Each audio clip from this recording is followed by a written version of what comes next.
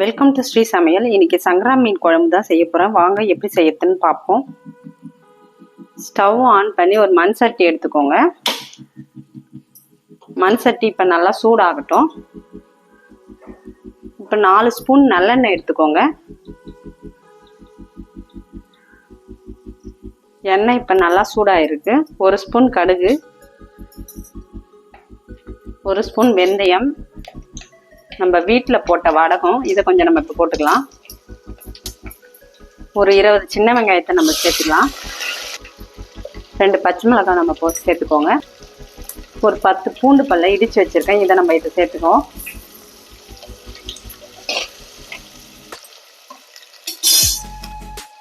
கொஞ்சமாக கருவேப்பிலை. இது ஒரு 5 நிமிஷம் நல்லா வதங்கட்டும். 2 தக்காளியை பொடியாக கட் பண்ணியிருக்கேன். இப்போ இதை நம்ம சேர்த்து நல்லா வதக்கிக்கலாம்.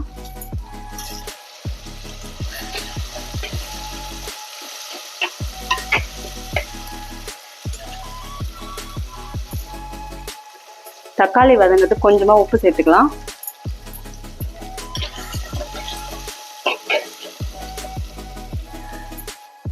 இப்போ தக்காளி நல்லா வதங்கியிருக்கு. ஒரு 1/4 ஸ்பூன் மஞ்சள் தூள், தனியாத்தூள் 1 ஸ்பூன், குழம்பு மிளகாய் தூள் ஒரு 2 ஸ்பூன் சேர்த்துக்கலாம்.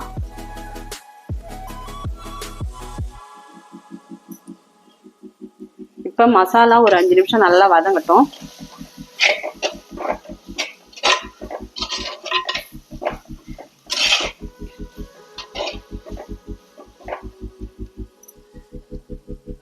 ஒரு லெமன் சைஸ் புளியை நல்லா கரைச்சி வடிகட்டி வச்சிருக்கேன். இப்போ நம்ம இதை சேர்த்துக்கலாம். குழம்புக்கு தேவையான 2 கப் தண்ணி சேர்த்துக்கோங்க.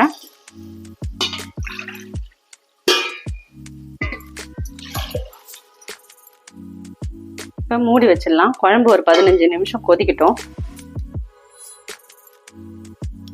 இப்போ ஓப்பன் பண்ணி பார்ப்போம். குழம்பு நல்லா கொதிச்சிருக்கு. இப்போ 1 கிலோ சங்கரா மீனை க்ளீன் பண்ணி கழுவி வச்சுருக்கேன். இப்போ நம்ம இதை இதை சேர்த்துக்கலாம் குழம்புல.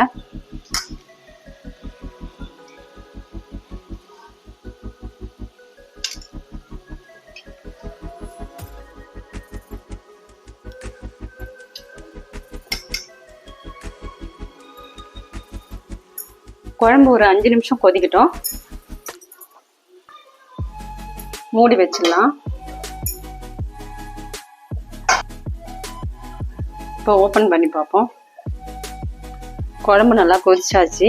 இப்போ ஸ்டவ் ஆஃப் பண்ணிடலாம்.